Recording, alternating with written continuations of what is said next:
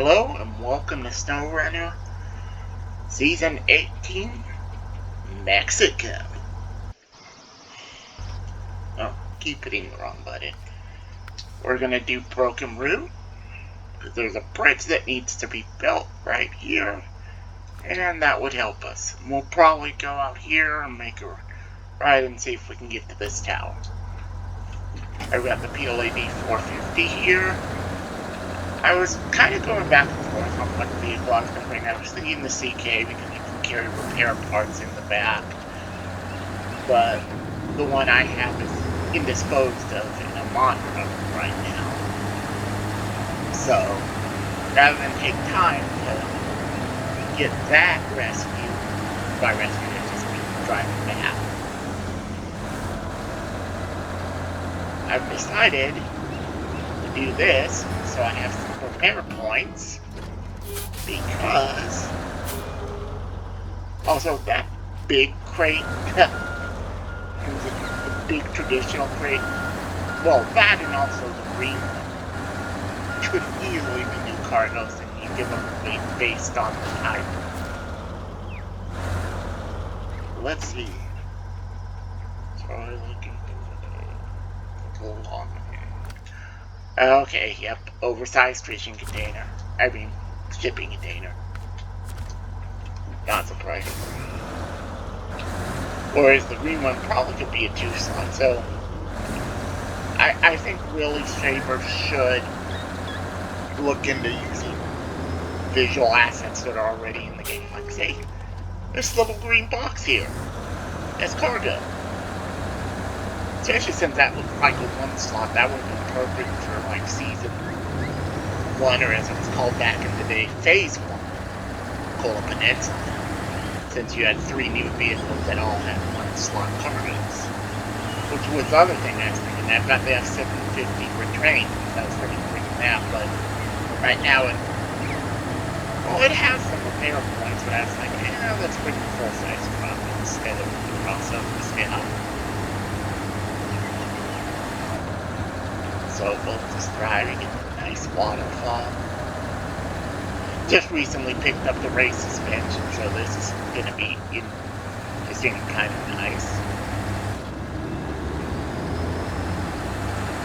So let's see how things are going. Where does the road probably would wind off to there, but looks like, oh, there's another dirt path that probably goes there. I didn't notice that. Oh, it's a turnoff right here. Okay. Anyway, let's just keep following the road. And the reason I want the repair points with me is in case when I come across one of the 2 new vehicles. So, I can repair it. Also, this is SnowRunner, and you never know when you lose your suspension or even fuel tank because of random physics shenanigans. It's always good to got spare parts for that reason. Particularly in a new region where you haven't explored yet. Let's see.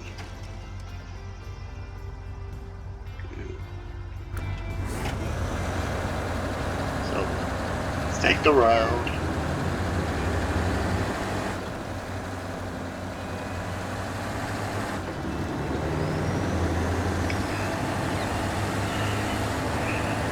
Just enjoy the scenery and look at all the nice turnoffs. Looks like we got something coming up here. A little shack. Just a nice stone wall.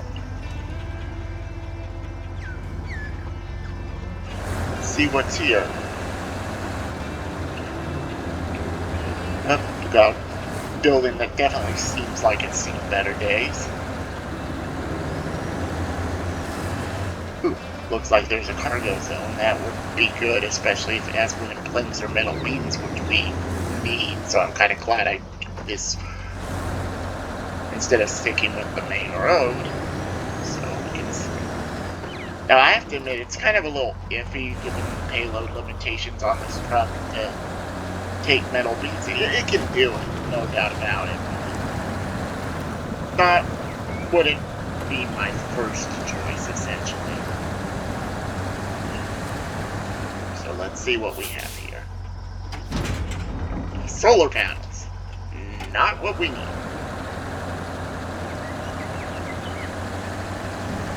Oh, we got an up arrow. That's good.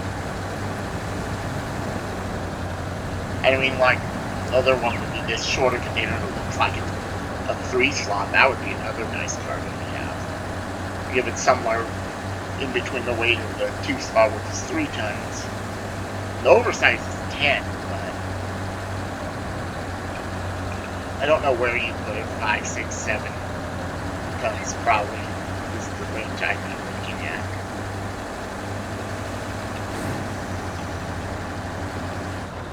Anyway, let's get back on the main road because it looks like that's what we're going to need to do to